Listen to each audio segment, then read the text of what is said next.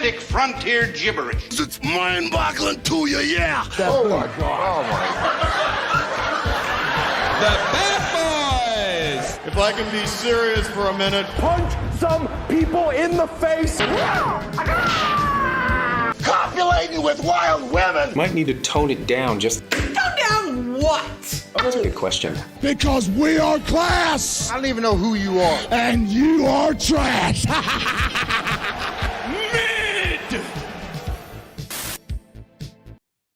Hey everyone, and welcome to A Plus Wrestling here on KPHR and other places as we are live on the YouTubes at Hutch Henry's, at A Plus Wrestling, and so many more places. We have so much to talk about here on A Plus Wrestling. So this week, we are going to be going commercial free. We're your hosts. I'm Boris, and as always, I'm joined by Hutch. Hutch, how's it going?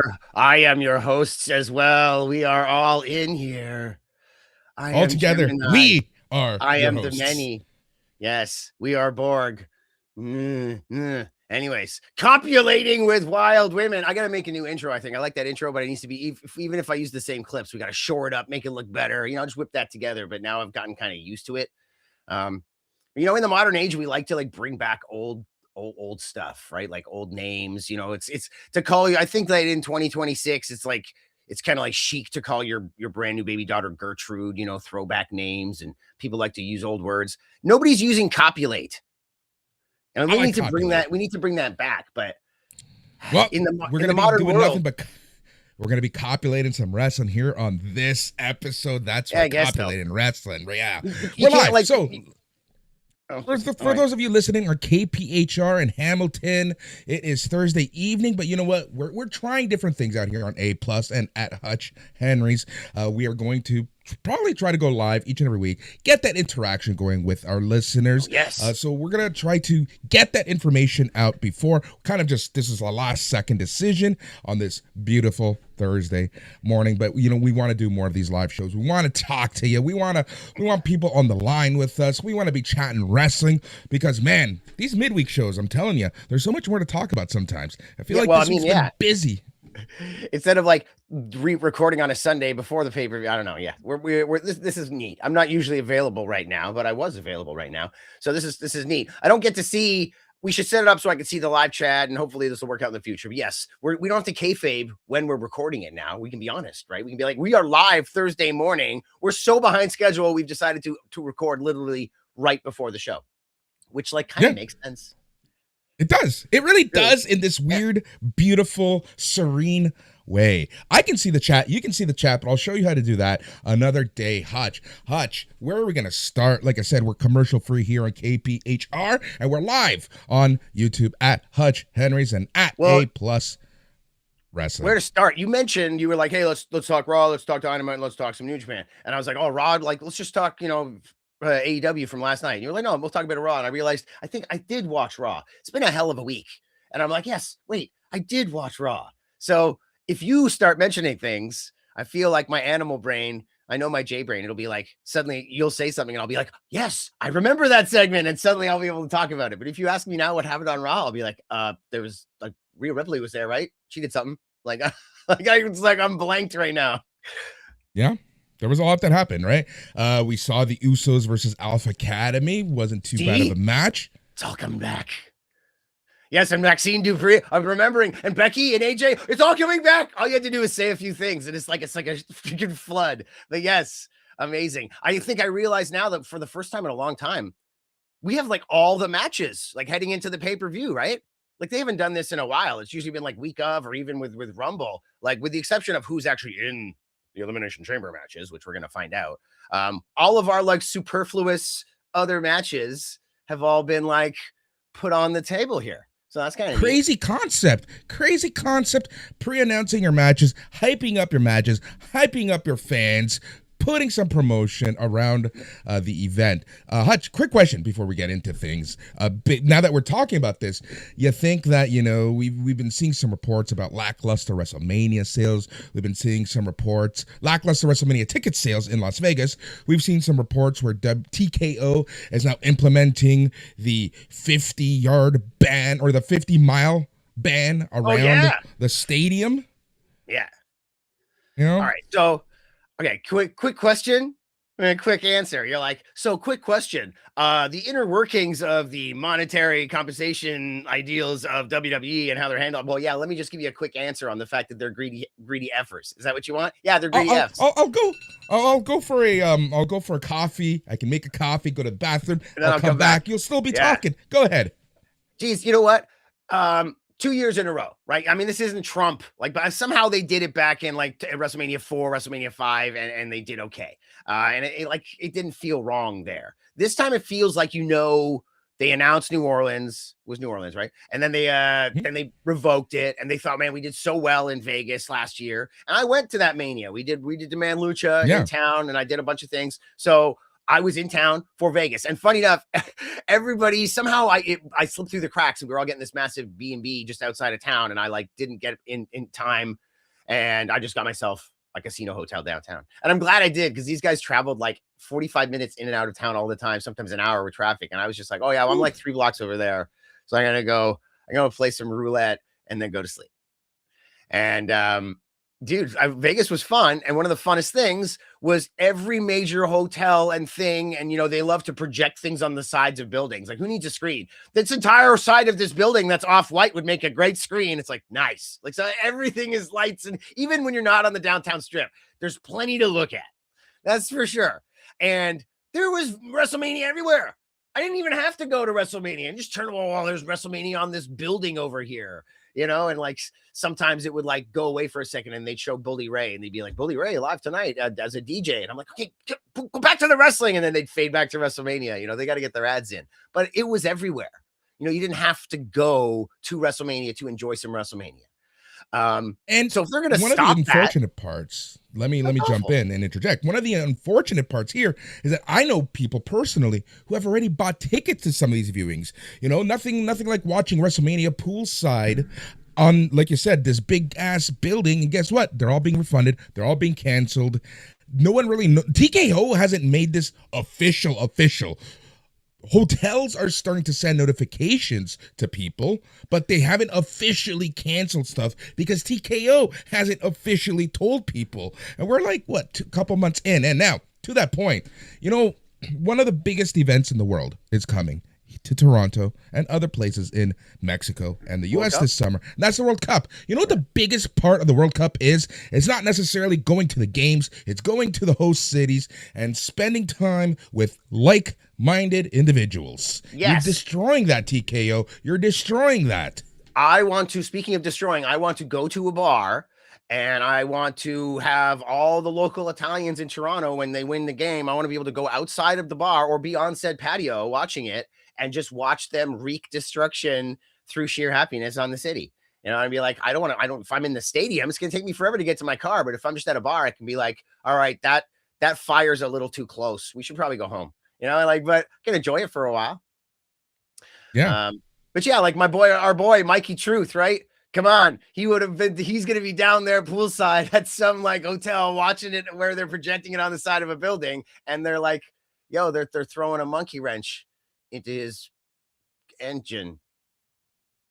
Yeah. It's greed as greedy can be. And do you attribute this to low ticket sales, or is this just TKO being TKO? That's what I was going to say. So supposedly, and that's where I started with the whole you doing it twice in one city. And then of course I went off on a tangent, but they were like, oh, we did so well last year. We can do it again. And the tourism and this, and their response to low ticket sales has been to up the price of the remaining tickets. Oh, me too. You had your phone go off and now my phone went off. We're like amateurs here in the morning on a live stream. Yeah, so like it's weird. It is a totally different beast, WWE now. You know, like other people would like put prices down or maybe put out some package deals or a Groupon or hey, hotel like WrestleMania package or something. They're just like, nah, throw on 20%. The people who have last minute remorse buys will take it. But you've also fleeced your customers for like the last year and a half or more. Like they're done, man. And you don't have like, let's just say you saw did you see the pic of all of the private jets for the Super Bowl? Like they showed the airport, it's just like private jets everywhere because all the famous people are going to leave and get on their private jet. Like, is that what they want for WrestleMania? Because like, I can't go to 2 WrestleManias in a row with my family and still like afford to pay my mortgage, because you guys are crazy. Butter's already $12. Like, what do you want from me here? Like it's rough and they don't care. Now, let's continue this conversation because I've been thinking about this a little bit more. People gave Royal Rumble a lot of flack. They say that WWE's been stale. They say that they're not doing good promotion. They're not pushing the right people, yada, yada, yada. Now this whole WrestleMania fiasco, and they're blaming ticket sales, which one could then say it is the fault of creative. Do you think that we're in a point where Triple H might be sweating a little bit? Maybe. I'm not sure if they realize that we are humans out here. We're not just fodder for the machine. Okay. Exactly. So when you play me I'm back in the saddle, like when I hear this WrestleMania, who knows what's going to happen in Vegas and all this freaking sitting at the table and the poker analogies and all this stuff, like it's ad nauseum constantly. If I had the money, if I had the inclination to spend the money to go to WrestleMania, and I might not go just to be like, screw you. Okay.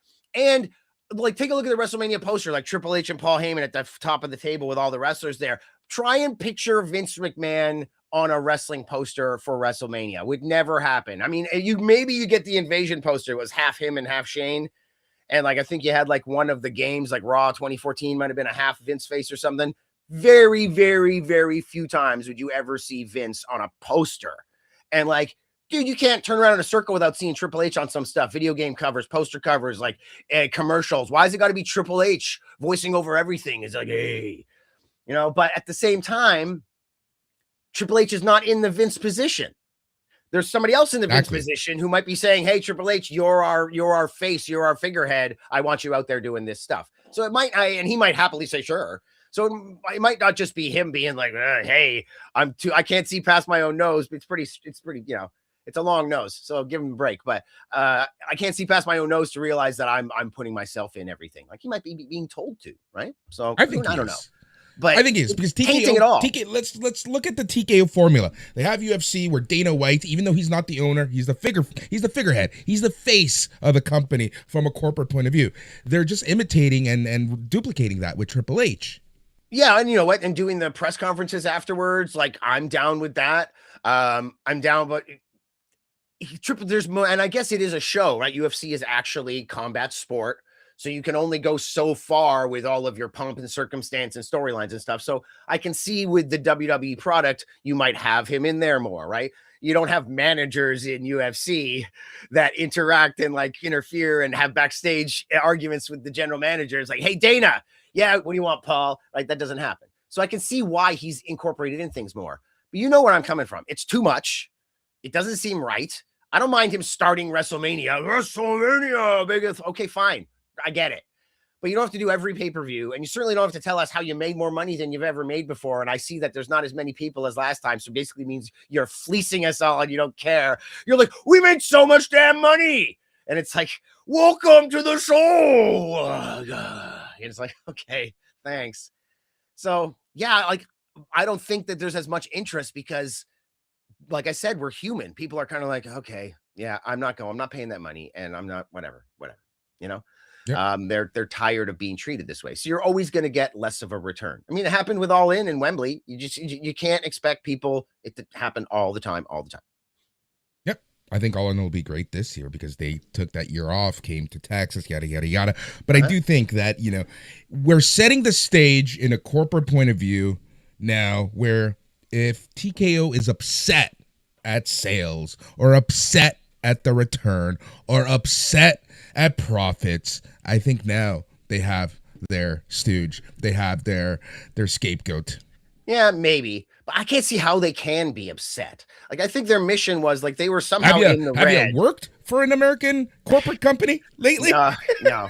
Yeah, well, okay. I don't mean it like that. What I mean I don't mean it like that, but like they yeah. came in with this whole TKO endeavor somehow in the red. I know some people are saying that they're making more money than ever, but like when they amalgamated the companies, they took on the debt from somewhere else, and supposedly they were billions in debt, which is why they are razor focused on revenue. They didn't have to advertise the Rumble until like a week before or do anything related to this because the whole thing was paid. Your sound is off. Your sound is off. I have no clue what just happened. Your sound just like died. Hutch, mid-sentence. His sound is gone. We are live here on at Hutch Henry's on YouTube and A+ Wrestling, A+ Productions. And if you're listening also, then you're probably listening on KPHR Hamilton. Hutch, how are things looking over there on your side? Oh, he's pissed. He's working it. He can hear me, right? Yeah, he can hear me. All right, well, yeah, that's the thing, right? So, like, at the end of the day, I kind of feel like TKO is now setting the stage that if they want to make changes, they can. So we'll see what happens there. Going back to what was happening on WWE Raw, so Liv Morgan, Dominic Mysterio, just red hot as they always are. I absolutely loved this promo, and in my opinion, it's kind of interesting because I honestly thought that Liv Morgan had picked Stephanie Vaquer as of last week, but here we are. Who is she gonna pick, Vaquer or Jade Cargill? Who is it going to be? And I really enjoyed the interaction that Vaquer had with Liv Morgan and Dominic Mysterio, and then the whole puta at the end was fantastic. So I really did like that. I do think that at the end of the day, it makes most sense for Liv Morgan to choose Stephanie Vaquer. I think that is the obvious choice, especially like we've been talking about here on A+ Wrestling, as it pertains to Raquel Rodriguez and how Raquel Rodriguez can figure into this. So I do think that Liv Morgan will still be taking on Stephanie Vaquer, but we will see. I digress. All right, now also we then had Rhea Ripley getting into the Elimination Chamber match as she beat Ivy Nile and Lyra Valkyria. Are you back? He's back, but still can't hear him. Unfortunately. But yeah, Rhea Ripley ends up winning this match. She's in the Elimination Chamber. That means that she is joining, let us see here, Tiffany Stratton in the Elimination Chamber. Still 4 spots left with matches happening on SmackDown and Raw as we get closer to Elimination Chamber. We saw Natty and Maxine Dupree go into a double countout. I kind of foresee that this will possibly most likely be maybe a WrestleMania match. See, here's where I would have asked Hutch, hey, is Natty versus Maxine Dupree WrestleMania quality? And then he would have talked for about 5 to 10 minutes about how it is or how it isn't. But he's still having some audio issues. We're still going with the show here on KPHR and on YouTube. So then we saw a very interesting match as Yvonne Evans and the OG El Grande Americano took on Los Americanos, with Yvonne Evans getting the win. Very interesting stuff here. The dynamic between the OG Americanos, or the El Grande Americanos, is always very interesting for me. I love how they're feuding, but depending on what country they're in, one's going to be the heel, the other person's going to be the face, with Kaiser being the super face out in Mexico. So, yeah, very interesting stuff there. And then the main event of the night, we saw LA Knight punching his ticket into Elimination Chamber, joining Randy Orton and 4 others. Is this LA Knight's chance to finally get something in WWE. We'll see. We'll see what happens there. We'll see what happens there. Yeah, so still waiting on Hutch. He's having issues here on KPHR, but we're powering through. We are powering through this episode. Yeah, so overall, Raw was pretty good. I liked it. It was probably the weakest Raw that we've seen in a little bit, but overall, I did enjoy this show. And for me, the biggest takeaway from this was not only are they building towards Elimination Chamber, but you're really seeing some seeds of WrestleMania being planted. These seeds are super, yeah, we'll see where they go. Hutch, you there? Am I here? Yes, you're back. It's okay. It's okay. It's all right. Don't worry, man. It's all good. It's all good. That's like there's like a list of about 5 or 6 things in the world that like trigger me hard, and like unexplained audio or video issues, like just like, dude, if there's a reason, great.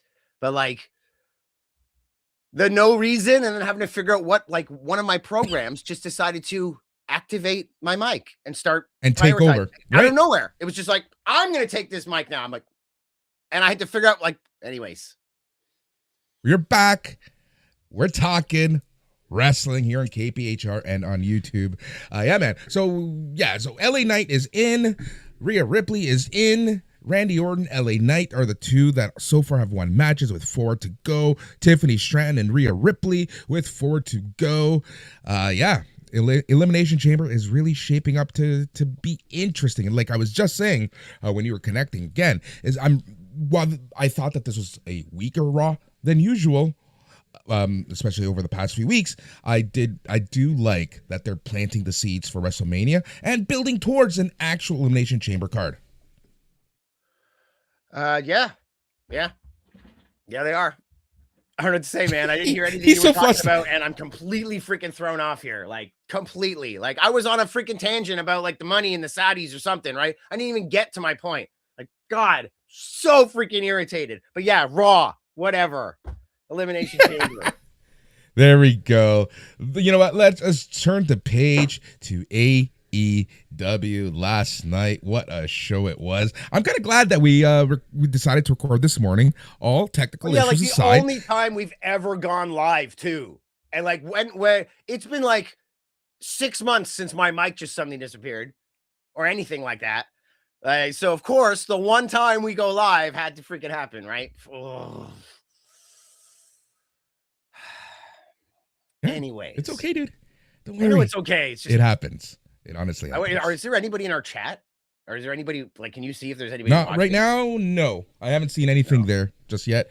I'm And keeping nobody's an eye watching. on things. There you go. We get the best People show are in the watching. world. 2 people are watching right now. Considering Hey, that guys. this is sporadic as sporadic can be. That's Hey. true. Yeah, okay, I guess so. But yeah, all right. All right. There we go. Well, AEW. Let's what talk we some got? AEW Dynamite. All right. Let's talk AEW Dynamite. Let's start with right with the thick of things. Yeah, I Tommaso watched it. Ciampa, Kyle Yeah, well, like, Fletcher. that wasn't the end. That was near the beginning. The ending was the women's match. Did the Yeah. show start with this match? Yeah, It was pretty very much. soon near the beginning. Yeah. I mean, a little bit of a shock, but I don't know. I'm glad that it wasn't a long reign in some ways. I thought Ciampa could do really well with a long reign, but it did kind of come out of nowhere for him to show up, become the champ, and let's try and get some support behind him and stank on him. But we all knew who he was. But I don't know. People have been complaining about the long reigns, but I do think it's weird that they didn't go to the time limit draw since they were like announcing, 15 minutes passed and it was a long, really good long match. Were you just frozen there all that time? Because I thought you were just like being really stoic. Wow. What a day we decided to go live, eh? Don't worry about it. Yeah, it was weird that they went so long in the match but didn't go to the time limit draw, because you could have easily then gone to Australia this weekend and had the rematch and had him win there in front of his home crowd. And now he's going to take on Mark Briscoe for the 7th time, as opposed to like putting some more stank on Ciampa. Makes me think that Psycho Killer Ciampa is still to come. Like the best is yet to come, right? This is going to be the catalyst for you took Sylvie. Like he's going to go nuts. He'll interfere in that match. He's going to snap. He's going to become whatever it is that he pitched Tony Khan that made Tony say, all right, yeah, let's do this. Let's begin this thing. Because Ciampa's he loves what he does. He's very cerebral. He says he's in the best shape, best place of his life. And that 2018 Ciampa is nothing compared to what he has in here and able to do. So hopefully this is the beginning of the psycho killer, man. Because showing up and losing and then disappearing, becoming the next Private Party would not be cool. Because we haven't seen them since last January and they showed up out of nowhere. Pretty good job, though. I mean, unless you want to be a famous wrestler who has good, is proud of your catalog, then maybe you might be upset. But if you're just looking for this is the damn best job in the world. Mark Quinn, you are my hero, bro. Have you wrestled like 3 times in the last 4 years? And you're probably making at least 350, 400 grand a year, if not probably more. You're my fucking hero, man. Oh, you are my hero, man. All right. That's my one. That's my one of 2 per show. I'm giving myself another one for later. Okay. That's one of my 2, the deal we made. You're allowed. This week, I'll give you another one. This week, I'll give you a third because of the technical issues. Oh, yeah. Okay, cool. Well, I didn't, funny. I didn't think I swear through any of that. I was just like, ooh, I was just seething a bit, right? I only swear when I'm happy. When I'm not saying anything, they're in trouble. So I've noticed this. So I agree with you. I think that the thought process here, but I'm interested to see what happens because if Ciampa gets involved in that match on Saturday, which we'll talk about and preview later, then I can see if the Psycho Killer comes out, then Kyle Fletcher's at home. He's going to get the sympathetic crowd reaction. Yeah. I don't know. I guess maybe they don't want the crowd to boo Champ. I don't know what they're thinking. Who knows what these guys are thinking? But, AEW, I'm almost ashamed that I was like, should I watch it this week or whatever? I was tired. But really, it's the better product if you are a wrestling fan. You're going to get 1 week where they throw in some story. This week was very wrestling heavy. Not a lot of story. But, I don't know. AEW is becoming not that it wasn't, but it's becoming a really, really good product now. They're coming into their own. I still don't think Tony Khan is the best booker. I still think he books like a prepubescent child and yeah. I don't know if he's coming to the maturity, and I feel bad criticizing people like that. It's like, how dare you talk about this man's maturity? He's a very successful man. Who are you? But it's true. Wrestlers even say they take 6-7 years to really learn how to wrestle, even though they've been doing it for a long time. I think Tony Khan's still in the prepubescent times of his booking. He's going to look back 10 years from now and be like, what was I thinking, man? God, have some patience, have some geez, relax. So, but still good stuff. Was that 10 minutes? The world title. Yeah, that's great. The world title picture is really heating up. Omega, comes out. Omega is 100% in the world title picture. Swerve Strickland, 100% in the world title picture, and they go at it back and forth. What I've always said about what I love the most is when it's more than just one program as the world title program, right?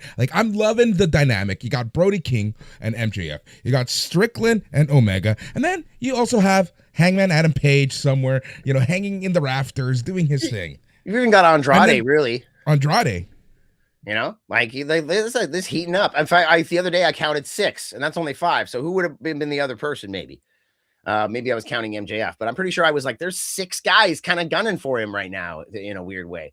So yeah, pretty fun. Well, I guess Joe was still making some promos a few weeks ago about I'm coming for my thing, right? And them. So, but anyways, it still felt good. It felt fresh. It's nice to see he's got all these guys coming after him. The reason that Punk and Roman had a good promo is because they talked about the past. They did what we do with our comic books. They go back and they rewrite continuity, retro.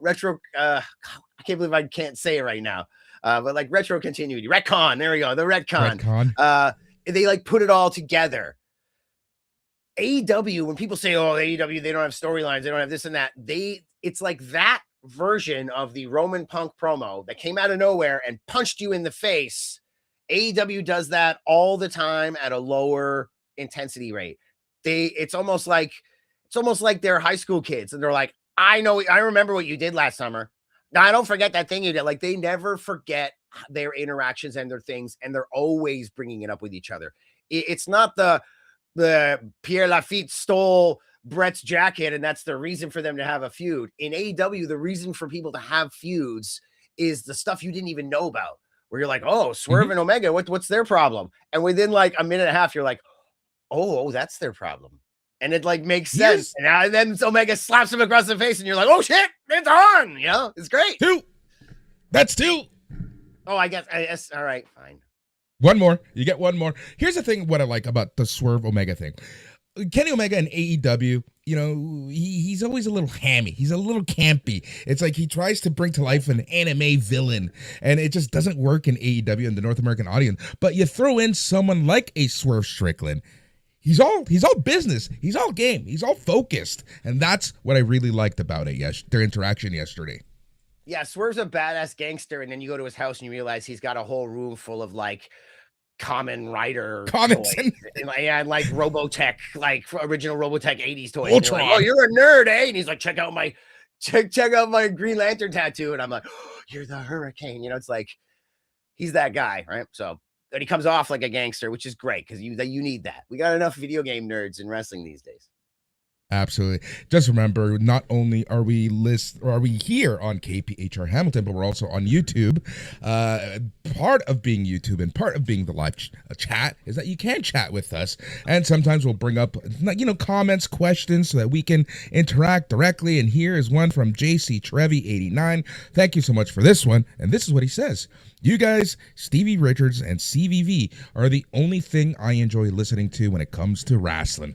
Really? Awesome. I mean, CVV's a cool guy. I don't know Stevie Richards. I have a feeling like he might not be a cool guy. I feel like you want to get to know him, and you have a great conversation with him. And after hanging out with him for a few days, you're like, Stevie's kind of getting on my nerves. He's weird. He's very particular. He didn't like that I put the glass on the table when I was done drinking. He wanted me to like, well, you can't disrespect the wood. Never. Yeah, but I said he's that guy who's all like, don't you know that that's original cedar oak combination? I feel like, okay, oh yeah, all right. Anyways, I bet you he's all right. But hey, thank you for the compliment. Was that like an actual chat in the YouTube chat? Yes. I got to get that shit on the screen. Right. I want to be able to react to it. I did get it on the screen. Right over. Oh no, but I mean on my screen so I can see it. I need a screen. I need control. I need a back end. I can't just be talking. You got to give me control as well. Come on, Boris. Let's go balls to the walls. Well, okay. I was like, did I swear? Balls isn't a swear. Balls is good. TSN says I can't balls say is good. I can't say ass on TSN. I know. Really? I know. I can't say kicked his ass. They're like, no, kick his butt. I'm like, what is this, kindergarten? I mean, it butt. Is. So I made sure to say Montreal. butt like 8 times on my TSN show last week. John Moxley, Pac, and Claudio Castagnoli took on Takeshita, Josh Alexander, and Mark Davis. This was good, but here's my question to you. What are they doing with John Moxley? I don't know. Like, are the Death Riders like faces now? Because I can cheer Claudio till the end of time. I can cheer Pac till the end of time, and you want to. I don't even really hate Moxley that much. Like when he's not taking himself so seriously, I like Moxley. But like I don't know, they're not going anywhere. This whole we thought the Death Riders are going to break up thing with Mox, like around October last year, the C1, and it was really we were all discussing that. Like obviously it's not happening.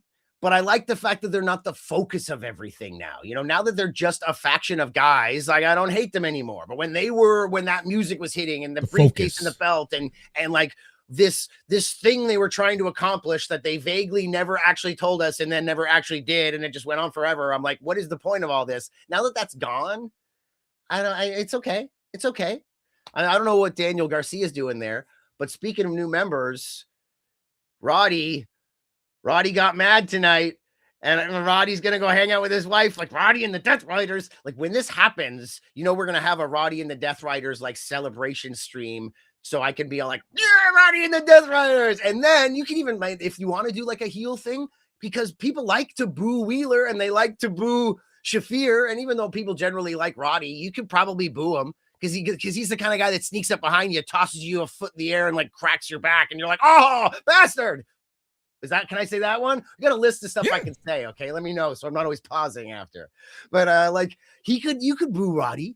I don't know. Like maybe they need a brand split in the Death Riders. Right? Yeah, they can still be there. Right. We just do a little bit of collision and dynamite or something like that. But did I answer your question? Sometimes. I don't remember what I asked. Oh yeah, what's happening with John Moxley? You Okay, talked I about did. everyone but John Moxley. Okay, I guess so. Yeah, I don't know, but like I'm down with that stuff. God, like go all the way back to the day that freaking William Regal walked in the ring and like was in between Mox and Dan Bryan and Yeah. like back to those days, the potential, and all, I know it all went to shit for reasons, with Regal leaving and Bryan's neck, unfortunately. Like, hey, Bryan back on commentary tonight. Hey, that was first time in a long time. What did I say? Shit. No, 3-1 now. All right. Yeah. I'm glad you're on top of it. You'll do it like 3 times in a row, like within the same sentence. You'll be like, I know. F and the F, and I like the F and F. And I'm like, well, that was like 4, bro, in like a second. So at least I spread mine out. Yeah, dude, he's on commentary again. Have you heard that he was starting to feel really good for a while with the neck thing? And then he was doing the commentary. Supposedly the travel for the travel, commentary really screwing with his neck. Travel is hell, man. For that's someone who used to travel 200, 250 days a year, your body takes a beating constantly sitting down on airplanes, sitting down in uncomfortable airplane seats, sitting down in uncomfortable airport seats, sitting down in cabs, Ubers, what have you. Knowing Daniel Bryan, he takes a scooter that's not even battery powered, it's solar powered. Yeah, right? he's got his old hemp WWE title like stashed to the back of it, so everybody knows I'm still the champion of the earth. I'm still Captain Planet. No, but so like from what I was hearing, it was mostly sleep. Like when it got to a point where he was sleeping through the night, not waking up and with no pain, and then going through the day with very little pain, he was like, "Wow, I think I can branch out to other things." He was like, it got to the point now where he was in hotels. And he's like, I can't sleep. I'm in pain. I'm waking up constantly, right back to where he was. So they're obviously going to bring it down. And I guess we're not going to see him in Australia this weekend. We're just rolling the dice. I'm thinking maybe, right?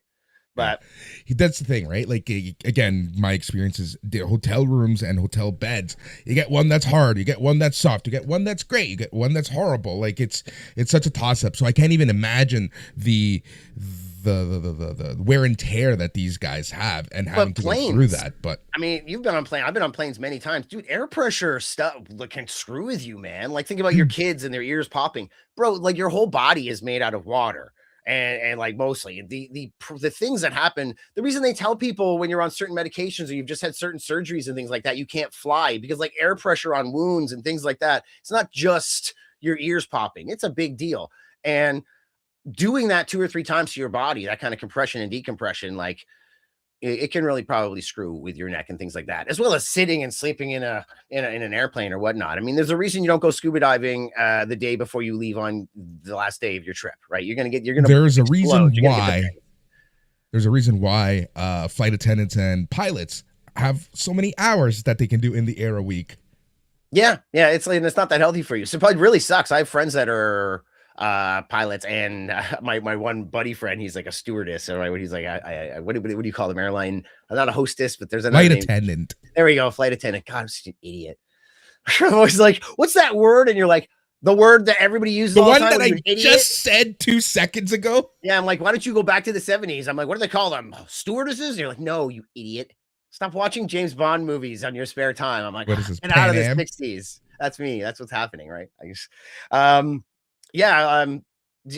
Obviously very weird. No, they don't get paid very much. They only get paid for the time they're in the air. So traveling to the airport, the whole train system in the airport, prepping the entire plane, getting all the meals ready, all that stuff, you get paid for none of it. You only get paid for wheels up to wheels down. And you get paid well for that time. A lot of the unions are fighting on their pay. Anyways, yeah, man. And then you got Ric Flair causing all this trouble in the plane, and you're like, oh, this is not worth it. My God. He pinched my ass. Roderick Strong and Orange Cassidy versus AEW's newest signing, Clark Connors and Daniel Garcia. I guess Dan Garcia eats the pin. I like Clark Connors mostly because he's tamed Tekla, so obviously, like, she's crazy. Hey, what's up, my friend? Yeah, like pretty neat. I like Clark Connors. He seems like a cool dude. I've never met him. I don't even think I've seen any of his tweets or anything he's said online. All I know is what I see on my TV screen in New Japan, and I like him. Yep. So. Funko Populous, Good Morning Hutch, and Boris! Exclamation point. This is a treat. Saying, hey, I saw that. Exclamation point. Exactly. Yeah. Very much so. Again, live show here on YouTube, and you can listen to us later on in the day on KPHR in Hamilton. Like I said, we're trying out new things. So yeah, Roderick Strong and Orange Cassidy, Clark Connors, Daniel Garcia. This was an okay match. Went pretty fast. Cassidy and Strong get the dub. Yep. And then the conflict after, right? Or conflict within. I'm trying to remember. I actually was half paying Tony attention. Storm appeared in the luxury box. She said she made peace with her choices. She called Marina Shafir a mixed martial asshole. Ooh, you know what? Fuck it. Fuck it. Mixed martial. Yeah, wait. There was a small period of time here where I was half paying attention. All I remember is seeing Mina Shafir she came out in the mother's milk, my favorite move of all time, right? Like she had her in the move. I looked up and she was just in the move and they were cutting her hair. And I was like, wow, okay, what's going on here? But wait, Tony and Marina have heat now? I didn't know that. What's going on? You really got to pay attention to AEW like constantly, or else you're behind the 8 ball. No, even here's the thing. It's to the point now where you have to watch Collision. You have to watch the Collision to see what's happening and to know everything that's happening, which isn't an issue. Collision's been a lot better recently. What I was saying before about Swerve and Omega, and you're like, oh, you didn't because they keep the background stuff real and the same stuff they did with Punk and Roman, instead of it being a sudden promo, they keep that stuff simmering all the time. I could see them actually breaking up in their bisexual thing, and Juice is like, well, you don't like her anymore? It's like, she pissed me off, Juice. I'm not seeing her anymore. I'm like, okay, honey, I guess just you and me again. And then actually putting it on TV. And that's what's crazy about Japanese wrestling. If there's a fallout behind the scenes and I don't think you're paying me enough and I'm going to go start they're open about it. There's no, they literally put it right into storylines. They'll come into the ring and they'll be like, I'm leaving because you're not paying me enough. They don't do that stuff in America. But AEW, they kind of like to let the backstage stuff maybe become the storyline, which gives it some legitimacy because we're all humans. We all, we've all hated our girlfriend or been mad about weird stuff like that. So for Swerve to come out and be like, yeah, you got heat with me. You want to know why? Because of all this crap. And you're like, oh yeah, I guess that makes sense. And slap and bam. And now they're like, wow. So it's kind of the same thing. If this heat came out of nowhere, it's in AEW, it's kind of believable. If WWE did an out of nowhere thing, they'd get heat online. People will be like, where's this coming from? It's weird. Matt Hardy and Edge and Lita, right? That kind of came out of nowhere. A lot of people were confused unless you were in the inn. Yes, but it also has longevity. When things are based basically in reality to a degree, you look back on it years later and it always has some degree of legitimacy and staying power. This is why. Can you imagine the business that AEW would be in right now and how much money they would have been able to print money if they were able to all play nice and together after Brawl Out and CM Punk?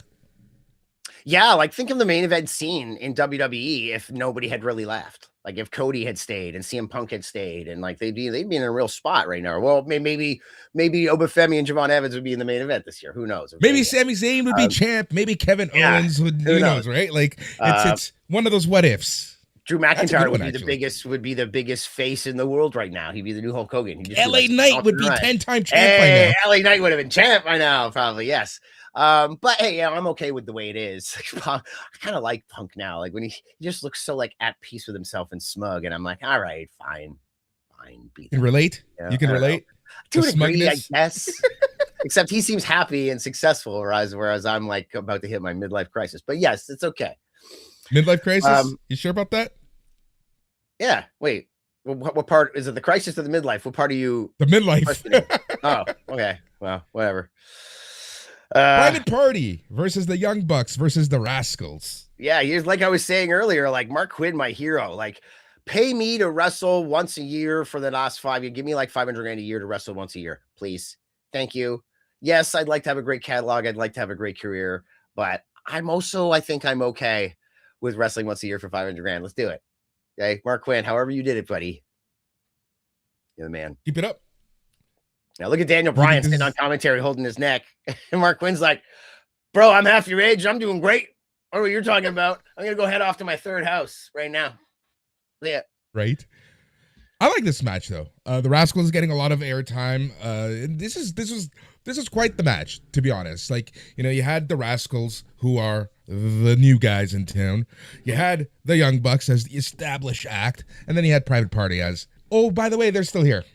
Yeah, and I realize now that this match was advertised previously with the whole faded out question mark third people, if I recall now. So there you go. I guess if you're going to surprise people, you can surprise people with a team they haven't seen in a while. It was great and all, but nobody expected them to win. In fact, I think they ate the pin, didn't they? Was Isaiah ate the pin? Yeah. So there you go. Mark Quinn. Oh, he did? Okay. I didn't watch this live. I watched it late night, and it's amazing. I'll watch like entire matches and entire sections, and and then something will happen, and I'll just be chatting with my girl or doing something. I'm still watching, but I missed the minutia where I'm like, who got pinned again? It was one of the guys in that team, right? Okay, good. Yep. Then we got FTR and Stokely Hathaway. Man, they're not doing anything for me right now. No, they're in a holding pattern for Edge and Christian, right? I mean, that's what everybody's saying. And then Edge is going to retire here in Toronto in October, so they got to come back, win the titles, do some shimmy shammy, wrestly. Yep. This led us into the main event: Chris Statlander versus Tekla for the AEW Women's World Championship. New champion was crowned. I was surprised by this. Yeah, like you're not expecting 2 title changes in a show. Yeah. But I was more surprised by the previous one because I thought they might do, like I was saying, they might go time limit draw. They might go to Australia. They might do something. I wasn't as surprised about the Tekla thing, only because the rematch kind of came out of like nowhere and there was no reason for it. Like Tekla has lost a few matches. Tekla hasn't beaten Monet and Hayter and Storm and all these people. And so when she loses to Statlander and then immediately gets a rematch for no reason, I thought maybe they might be moving into either a program or they might do a title change. But when I did think in my head, I'm like, come on, Jay, are they really going to put it on Tekla? But this is great. This is going, she's unique. She's cool. Obviously, Claire Connors likes her. And this is going to up her status everywhere in Japan here. You've now made yourself another main eventer. And she hasn't spoken a ton. She hasn't been in our face a ton. So she's still like a bit of a mystery. You're like, wow, is Tekla that good? Like, you know what I mean? Like this could be really cool. Like 6 months from now, you could be like, yo, Tekla, like kicking everybody's butt. Caught myself.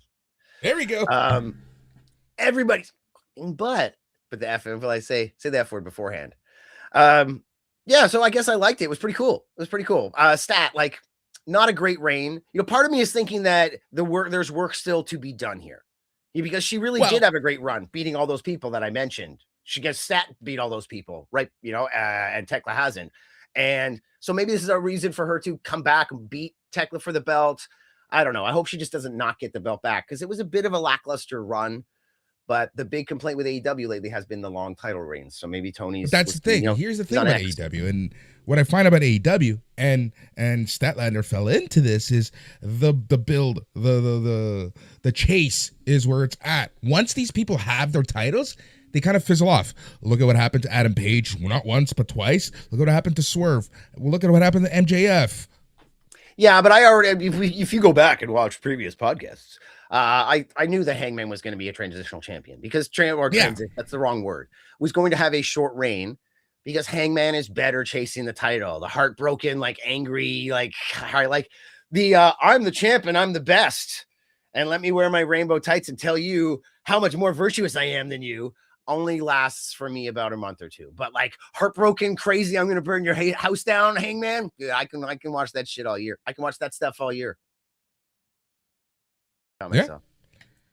Hart and Blue attack Statlander after the bell, but Jamie Hayter and Alex Windsor make the save. So already here you go. You have other people in the mix for the main title.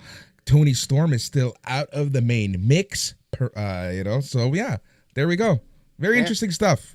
Hey, the Stat's the only one who's won the TBS and the world. So you fold her into that tag title scene sometime this year. And then by the end of the year, even if she doesn't get the title world, anyways, I'm foreseeing by the end of the year, Statlander's big like marquee is going to be like the Grand Slam or the Triple Crown, like the only woman to hold all the titles in AEW. That's going to be their thing. Yeah. Pretty good dynamite. Which leads us into this Saturday's Grand Slam Australia. It's taking over Collision's TV spot. Want to go through the matches real quick? Yeah, sure. All right. Why not? We have Orange Cassidy and Tony Storm versus the Death Riders, Wheeler Yuta and Marina Shafir. Yeah, I mean, are they going to have a mixed tag title soon? Right, like this has really just been they've already had this match and they're just doing it again, right? It's not like they have a bunch of mixed tag teams out there. So this match is a mixed tornado tag team match where the loser of the fall must have their head shaved bald. That's right. So who's going to shave their head? Like not honestly, Tony Storm. I can see it being either Storm or Shafir. It's going to be one of the women. Yeah, like Shafir can handle it, and she'll look like a crazy badass. Although, dude, is it Wheeler Yuta? Yeah. Yeah, dude, they're gonna shave Wheeler's head. Like every comment about this guy is his beard and his hair, and now he looks like a freaking Wookiee or whatever, right? They're gonna take him down. But I could also totally see Toni Storm shaving her head and like playing right into it and being like, eh. Like, can you imagine her like bald cutting a promo? And it'd be like insane. Yep. So yeah, everybody but Orange Cassidy, I'm putting on the table. In fact, I guess if I had to bet, I'm like, my bet is Orange Cassidy will not get his head shaven. If we were going to Vegas for Mania, I'm putting it on the table. But I'm not. The other three, I don't know. I don't know who. It's got to be somebody. One of those three, though. Since we are live on YouTube, Funko Pop Plus says better not be Storm. No, your audio's gone. It's gone. The audio is gone yet again. But hopefully this time he knows how to save it and make it work yet again. He is not back right now. I have no clue what's happening. We have about 10 minutes left here on KPHR and on YouTube. Yes. So then there we go. Dude, this is twice now, but it was a different thing this time. When it happened like 4 months ago or whatever, what I just did now solved the problem very quickly. I was like, okay, that was weird. But earlier in this stream, that was a whole new problem. I was like, what is this? What is going on? The next match is a singles match, where the winner is going to receive an AEW World Championship match at Revolution. We have Hangman Adam Page versus Andrade El Idolo.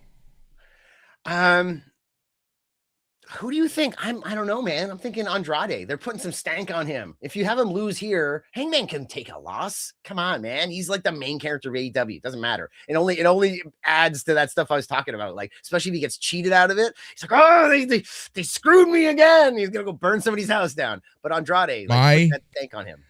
I don't know how it's gonna happen. I don't know what's going to happen. I have a feeling we're either going to get a triple threat or a 4-person match at Revolution with Andrade, MJF, and Brody King. Yeah, maybe. Sure. Andrade can flog it on his OF. Be like, hey, I got a match this weekend too, eh? I don't even know. I got nothing on that one. Jon Moxley versus Takeshita. This is for the AEW Continental Championship. Yeah, so okay, it's got to be Takeshita, right? In my mind. You think so? Moxley doesn't need the title. We got to get back to Okada and Takeshita. Like, dude, like a month ago, I was sitting here thinking, oh my God, he could have the Continental title and the International title and the IWG, and he could beat Tsuji and have the Global. And I didn't think he was going to beat Tsuji, but I was like, technically, this guy could be walking out of like Wrestle Kingdom with like 5 belts, and then he ends up having like none by the end of it. He didn't win Continental. He didn't win any of this stuff. But we got to get back to Okada and Takeshita. I mean, because they just like, there was so much tension and there was so much screwing each other over and face to face. Like, it was so much of it. So they got to give it to us. And also got to bring back the unified title, the greatest title in AEW history. So he's got to win the Continental title from Mox. And then Mox has to get involved in this whole like, Marina Shafir, why are you betraying me for your husband? Don't you love me? And then like Roddy's going to be like, she's been mine the whole time, dude. Like, what is going on here? And so he's got to go face, and he doesn't need a title for that. And then Takeshita can take on Okada, and they can bring back the unified title. And then my casual friends can send me messages like, so what's with this unified title thing? And then I can have that whole conversation again with everyone. And then Yorkie on the A+ chat can say, what's the deal with all these belts? Yeah, and I'd be like, okay, so like if he has the unified title, why does Don Callis still come out with the other 2 belts? I'm like, I don't know. Maybe him and Paul Heyman are having freaking meetings because they're like, how are we going to get in the video game if we don't like have a reason for them to have us there? You know, like, you need to mocap me with both belts. I don't know. AEW Women's World Tag Team Championship match sees the Babes of Wrath, Harley Cameron, and Willow Nightingale versus Megabads, Megan Bayne, and Penelope Ford. could go either way, man. This one could go either way because they're obviously doing quick title changes right now.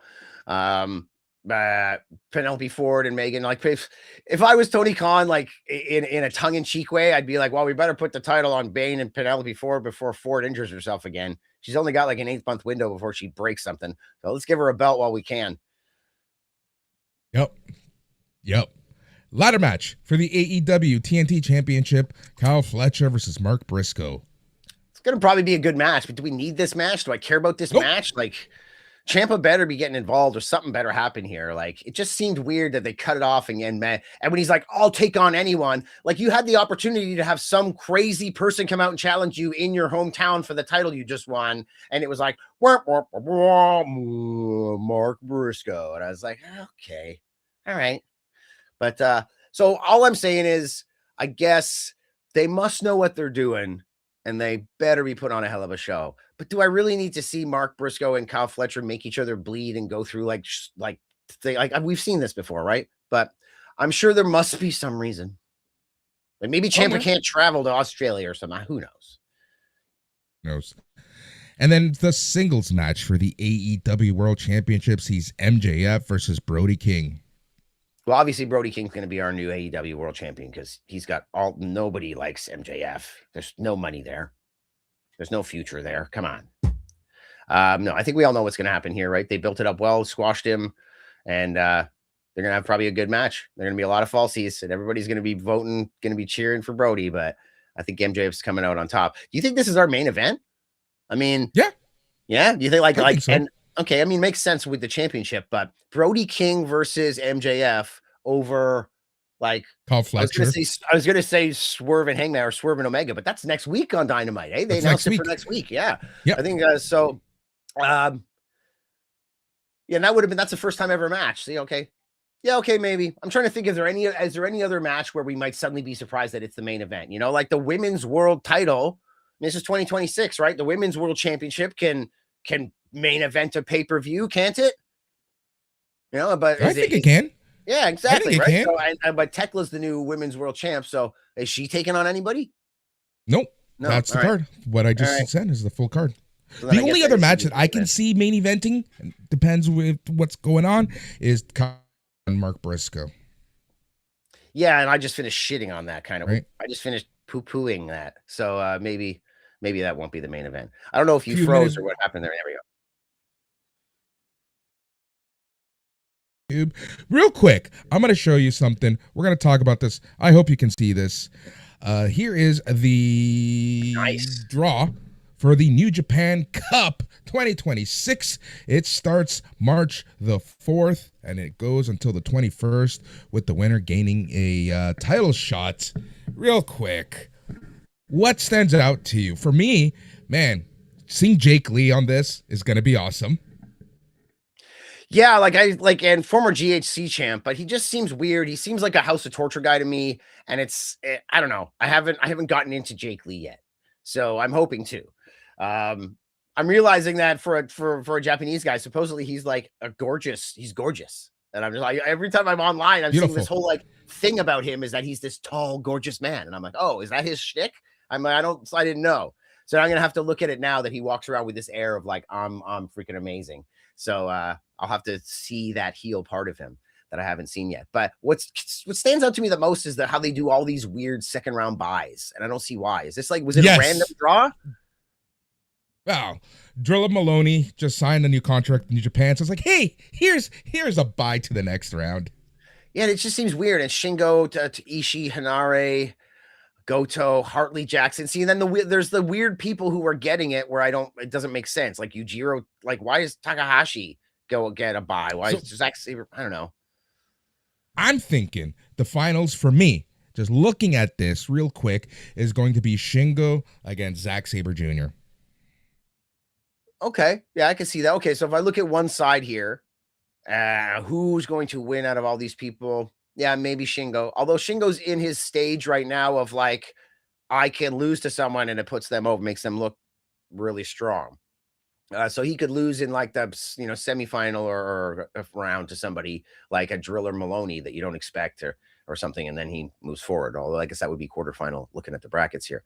But Yeah, on that side, Zack Sabre Jr. Yeah, maybe, or Jake Lee, but I think he's doesn't he have a title match like just happened, so. right? Yeah, and I guess he must have Yeah. lost it. I was planning on watching that today, but I guess if he's in the tournament here, he's obviously didn't win the title match. Yep. Yeah, weird. Very weird. I hope the best for New Japan. They're in a really weird spot. And Okada saying that he like was ignored at Wrestle Kingdom. Nobody spoke to him. And he's like, no wonder you guys aren't doing very well. Like, what's going on over there at New Japan?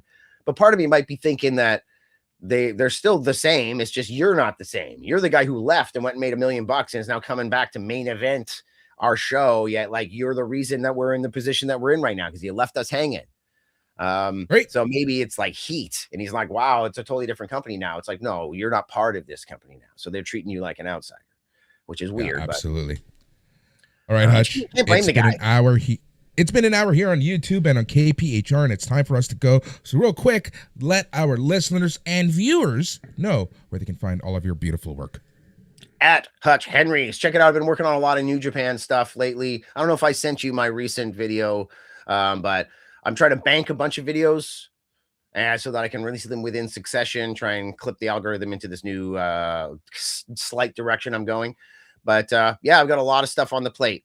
At Hutch Henry's, finishing off the Canadian title documentary, this kind of stuff, the what ifs, and now my Puro Resu freaking playlist. Gonna be nuts. Love the live voice. Thanks. Yep. I like We're gonna that try to do more of these. You know, I like doing live shows. I really do. For me, it's easy to interact still and then pay attention and chat and all that fun stuff. aplusproductions.com is the best place to go to learn all things about A Plus Wrestling. Go to your favorite podcasting app and subscribe to A Plus Wrestling or A Plus Productions if you want to get the full gambit of our shows. We got so much going on, so much on the go. We thank you so much for listening, whether this is the first episode or the 100th episode. We thank you. And until next time, take care. But most importantly, stay tranquilo.